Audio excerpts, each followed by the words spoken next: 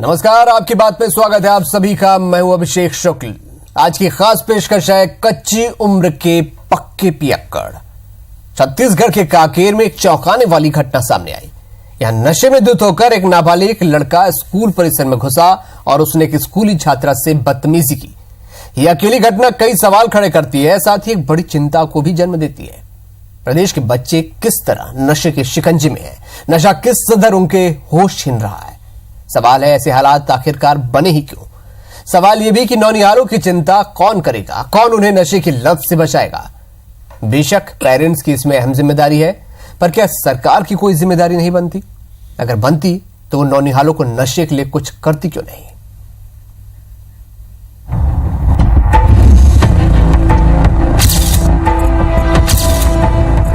ये तस्वीरें अपने आप में बहुत कुछ कह रही हैं। इन तस्वीरों को देखकर आपको ये अंदाजा तो लग गया होगा कि एक लड़का स्कूली छात्रा से बदसलूकी कर रहा है, जिसके बाद उनमें मारपीट की स्थिति बनी होगी। आपका अंदाजा सही है और मामला सिर्फ इतना ही नहीं है, बल्कि उससे भी ज्यादा संगीन है। बदतमीजी करने वाला लड़का उम्र में कच्चा है, लेकिन नशे में धुत जो सरेराह एक लड़की से बदतमीजी करने से भी नहीं डरा। हालांकि यह मामला 2 महीने पुराना है और इसकी तस्वीर अब जाकर सामने आई है। दरअसल कांकेर में एक नाबालिग को मोबाइल चोरी के आरोप में थाना तलब किया गया। नाबालिग का ये मानना था कि इसके पीछे उस छात्रा का हाथ है जो तस्वीर में दिख रही है, और इसका बदला लेने के लिए वो स्कूल पहुंच गया। नाबालिग ने स्कूल ग्राउंड पहुंचकर छात्रा से बदतमीजी की, जिसके बाद छात्रा ने उसकी चप्पलों से पिटाई कर दी और थाने में उसकी शिकायत भी की। हालांकि उसने कोई FIR दर्ज नहीं कराई, इसलिए नाबालिग के खिलाफ कोई कानूनी कार्रवाई नहीं की गई। सिर्फ उसे बाल सुधार गृह के सुपुर्द कर दिया गया। तत्काल अपने दलबल के साथ वहाँ गया और वहाँ पे देखा तो वो लड़का था, और लड़का ऐसा लग रहा था है तो 15 साल का बच्चा, और वो बिगड़ेल लड़का है। यानी किसी चीज का नशा किया था, शराब का तो नहीं किया था। और उसके बाद उनको दोनों को लाके फिर मैंने बालिका उसमें सिलेक्शन उसमें बालिका उसका CWC को खबर किया। शराब की लत 3 दिन से शराब पीना स्टार्ट किया है वो बच्चा, उसने बताया। और हमने बच्चे से करीब 1.5-2 घंटा बातचीत की है, तो बच्चा पूरा मतलब सही है, उसमें सुधरने के पूरे लक्षण हैं। केवल वातावरण जो उसका पारिवारिक वातावरण है, उसमें भी माता पिता जो है शराब का सेवन करते हैं डेली, जिसकी वजह से बच्चा भी गिरफ्त हुए हैं नशे के। ये केवल कांकेर का मामला नहीं है, बल्कि प्रदेश के तमाम शहरों और कस्बों में इसी तरह नौनिहाल नशे की चपेट में आ रहे हैं। सवाल ये है कि उन तक नशा पहुंच कैसे रहा है, और सवाल ये भी कि बच्चों को नशा बांटने वालों पर कार्रवाई क्यों नहीं होती। अमित चौबे, IBC 24, कांकेर।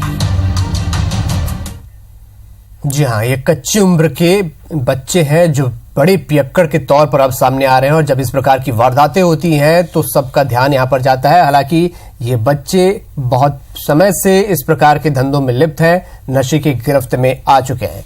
खास मेहमान हमारे साथ हैं, जिनके साथ हम चर्चा करेंगे, जानने की कोशिश करेंगे कि आखिर इन नौनिहालों को बचाने के लिए किया जा रहा है और क्यों अभी तक किसी का ध्यान नहीं गया। विमल चोपड़ा जी हमारे साथ हैं, महासमुंद विधायक हैं, आपका स्वागत है। धनेन्द्र साहू जी हैं, कांग्रेस के वरिष्ठ नेता विधायक हमारे साथ। संजय श्रीवास्तव जी, BJP प्रवक्ता हमारे साथ हैं।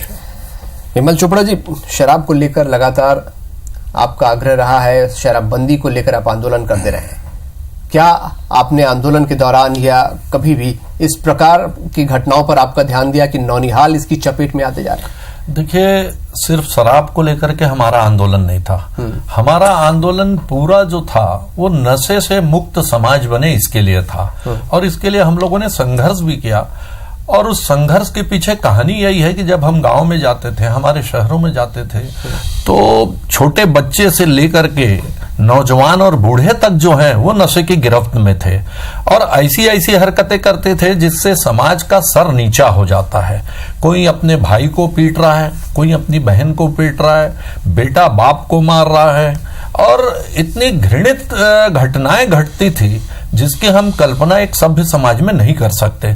इसलिए हम लोगों को लगा कि समाज को यदि नैतिक रूप से गिरने से बचाना है तो शराब और नशे के विरुद्ध जो है लड़ाई लड़नी पड़ेगी, और उसमें शराब एक बहुत बड़ा फैक्टर था। सबसे ज्यादा शराब के नशे में लोग जो है धुत होकर के गांव में नलियों में, नालियों में, सड़कों में गिरे रहते थे, जिनका जीवन जो है कीड़े के समान रहता था। इस बात को देखने के बाद हम लोगों ने महसूस किया कि यह आंदोलन चलाना चाहिए और इसके लिए हम लगातार सड़क की लड़ाई भी लड़ते रहे, कोचियों से भी लड़ते रहे, सरकार से भी लड़ते रहे और सदन में भी लड़ते रहे।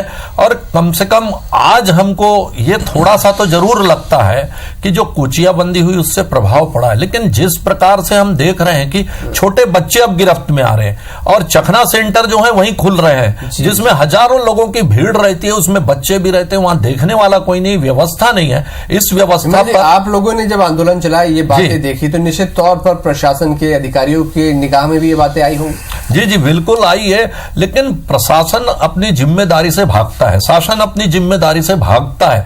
और कुल मिलाकर के ऐसा लगता है हम लोगों को कि नेताओं का, अफसरों का और शराब कोचियों का एक एंगल बना हुआ है, एक उनका काकस बना हुआ है, जो आपस में मिलकर के समाज को बर्बाद करने में लगे हुए हैं। जब तक ये काकस नहीं टूटेगा और जब तक सब अपनी जवाबदारी और जिम्मेदारी नहीं समझेंगे, तब तक समाज में इसको सुधार पाना मुश्किल। जी ने ये बात कही, ये बातें किसी से छिपी नहीं है, अधिकारी, प्रशासन, तमाम लोगों तक ये बात है। शराब नियंत्रण की जब बात की जा रही है, क्या इसी प्रकार का नियंत्रण सरकार यहां पर कर रही है? देखिए अभिषेक जी, जहां तक शराब का मामला है, शराब एक शब्द जो है वो सामाजिक रूप से एक बुराई का प्रतीक है। ये आज नहीं, बरसों बरस से, जब से हमने जन्म लिया है और बरसों बरस से सुनते आ रहे हैं, और ये वास्तव में है भी। लेकिन इस देश की स्थितियां, परिस्थितियां जो भी हैं कि इस देश के अंदर में बरसों बरस से, सैकड़ों वर्षों से शराब का सेवन किया जाता है या शराब सरकार के माध्यम से बिकती है। इसलिए मुझे ऐसा लगता है कि सीधा सवाल खड़ा करके किसी को कटघरे में खड़ा करना से पहले उसकी पुरानी स्थितियां, प्रारंभिक स्थितियां, किन वजहों से क्या स्थितियां बनती है, क्या स्थितियां बनती है, इस पर विचार करने की आवश्यकता है। सीधे तौर पर मैं यहां बैठकर कोई समर्थन नहीं कर सकता। सीधी सी बात है कि शराब जी, क्या विचार किया आप लोगों ने? आप बोल रहे हैं विचार। निश्चित रूप से देखिए, देश के अंदर में अधिकांश राज्यों में शराब की बिक्री हो रही है। हमारे प्रदेश के अंदर में जो स्थिति है उसमें इस बात को महसूस किया गया कि वास्तव में इस तरह से जो सामाजिक बुराइयां जो बढ़ रही हैं शराब के कारण, इसको सरकार ने बड़ी गंभीरता के साथ में लिया है। मैं राजनीतिक तौर पर बात नहीं करता, क्योंकि उसके पहले की बात करूं, बात करूं कि पहले वालों ने क्यों नहीं किया, ये सब अलग विषय है। लेकिन वास्तव में शराब के लिए सरकार गंभीर है। और शायद जो कि विमल जी ने आंशिक रूप से जिस बात को कहा कि हमको ये कम से कम, संजय जी, हम वही जानना चाह रहे हैं कि क्या विचार किया। नहीं, मैं कह रहा हूं उसको कि देखिए, शराब ऐसा है कि शराब में के ठेके होते हैं, बरसों बरस से ठेके हो रहे हैं।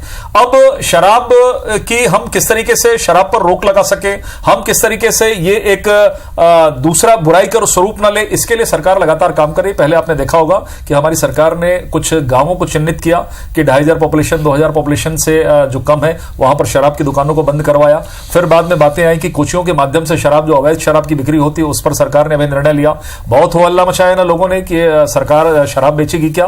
लेकिन आज मुझे प्रसन्नता इस बात की कहते हुए, मुझे प्रसन्नता इस बात की कहते हुए, एक चखना की दुकान चला रहे हैं, आपने बात की जानकारी है, मेरी बात पूरी हो जाने दीजिए कि ये आज लोग ये कह रहे हैं कम से कम 2-4 महीने के बाद में, अप्रैल के बाद से, कि वास्तव में इसमें कमी आई है। कोचियाबंदी पे जो कंट्रोल हुआ है उसके कारण से बहुत सारी स्थितियां ठीक हुई है। जहां तक ये चखना सेंटर की बात है, चखना सेंटर, मेरी जो जानकारी है कि चखना सेंटर या जो भी है जहां पे खान पान होता है, उसकी कोई अनुमति नहीं दी गई है।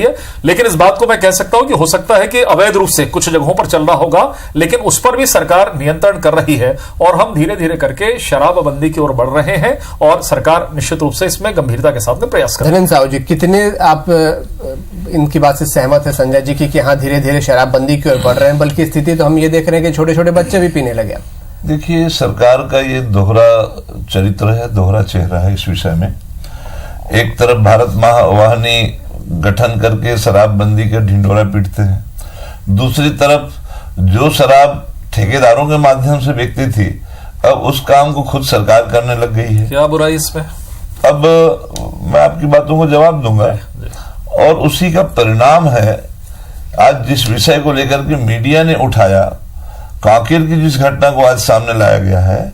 मैं एक ग्रामीण क्षेत्र का जनप्रतिनिधि होने के नाते मैं ये कहूंगा कि आज ये कांकेर की ही बात नहीं है, गांव गांव में, सारे गांव में आज ये स्थिति है कि हमारी ये युवा, हमारी ये तरुणाई आज नशे की गिरफ्त में आ गए हैं।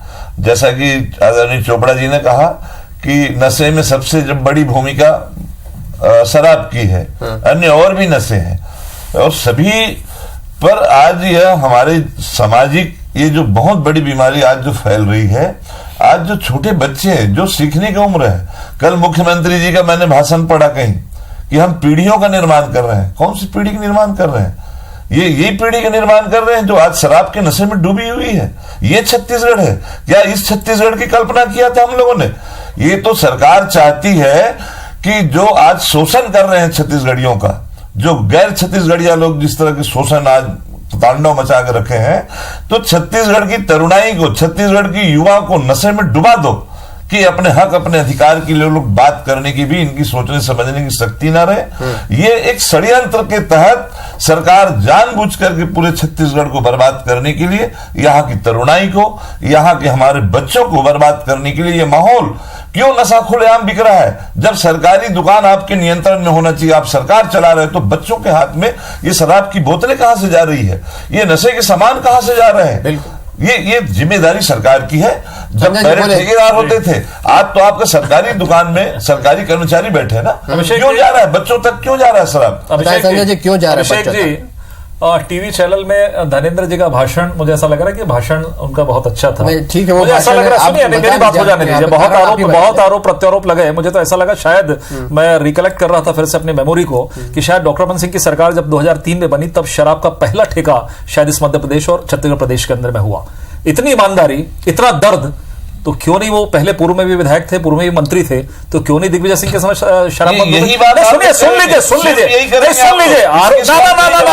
इसका आप इसका जवाब तो दे दीजिए पहले। अरे हम तो गंभीर हैं। आप 2000 में जाओगे, आज से 14 साल धर्मेंद्र जी आप वरिष्ठ हैं और आपने आरोप प्रत्यारोप लगाया, मैं तो स्वीकार कर रहा हूँ, गलत है ये, मैं तो स्वीकार कर रहा हूँ, लेकिन आप इतना अंधेर गर्दी कि जो काम आपने 50 साल इस प्रदेश के अंदर में किया शराब बेचकर, अरे मैं तो आज आपको चुनौती देता हूँ, प्रदेश कांग्रेस कमेटी, आप अखिल भारतीय कांग्रेस कमेटी में बात कर लीजिए, राज्यों में जहां वैसे तो सरकार दो जगह है, कर्नाटक वगैरह में, हिमाचल में, परिस्थिति के अनुसार परिस्थिति आप तो यहाँ जवाब दे रहा हूँ, मैं कांकेर पे जवाब दे रहा हूँ, आज उसके अनुसार आप मैं कांकेर पे जवाब दे रहा हूँ। आज क्यों बिगड़ रहे हैं? शराब के मामले में मुझे कहना नहीं चाहिए था, लेकिन मैं कह रहा हूँ कि शायद क्या आप प्रूफ कर सकते हैं कि उस बच्चे ने शराब की दुकान से शराब खरीदी?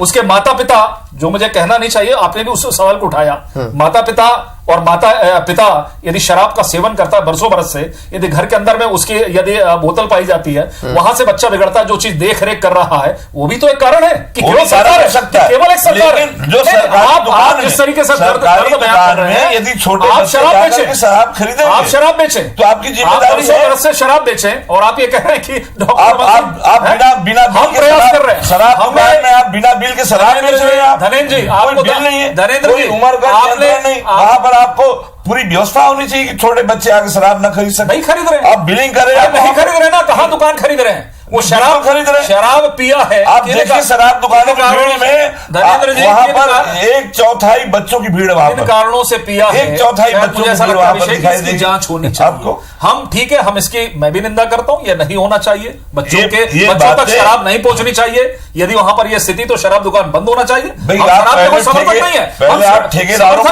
दोष कर सकते थे, लेकिन आप ठेकेदार है नहीं। देखिए कल तक आप सरकारी है, बंद कर, सरकारी व्यवस्था है, बच्चों के कुछ कंट्रोल किया है, क्या बड़े लोग कंट्रोल किया है, बच्चों को दे रहे हैं, कुछ कंट्रोल किया है, क्या उनके माँ बाप दे रहे हैं? आप तो पीढ़ियां, आप तो प्रदेश को नष्ट करने, ये तमाम प्रकार के आरोप आप राजनीति यहाँ पे उतारने पे आ गए। पीढ़ियां बर्बाद हो रही है, पीढ़ियां बर्बाद हो रही है, तो केवल शराब के नाम से ही पीढ़ियां बनती है, शिक्षा के नाम से नहीं बनती है, स्वास्थ्य के नाम से पीढ़ियां नहीं बनती है, और चीजों से नहीं बनती है।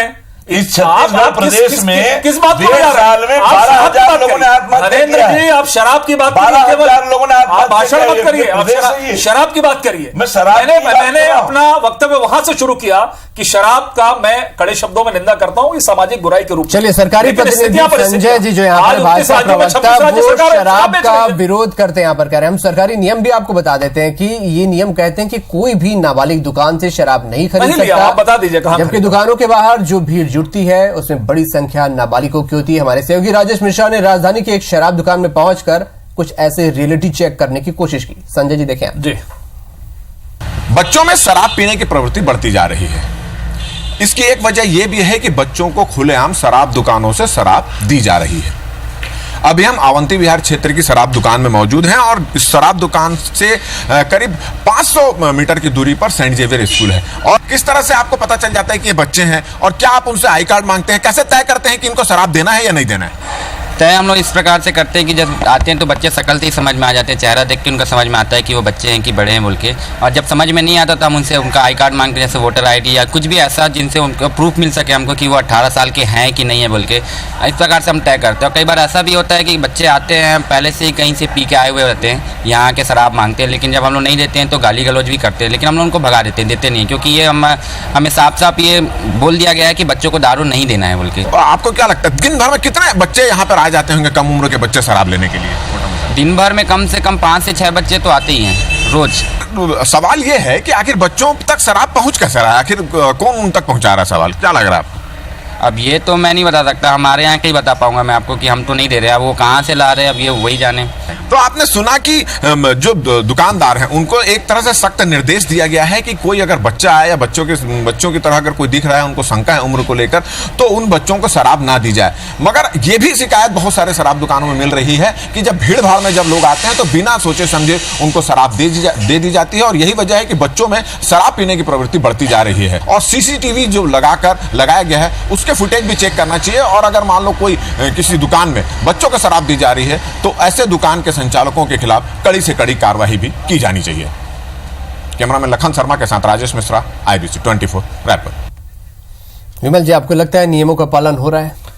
नहीं, देखिए नियमों का उल्लंघन तो हो रहा है, इसमें कोई दो राय नहीं है। इसलिए शराब जो है हर वर्ग तक, हर उम्र के लोगों तक पहुंच पा रही है।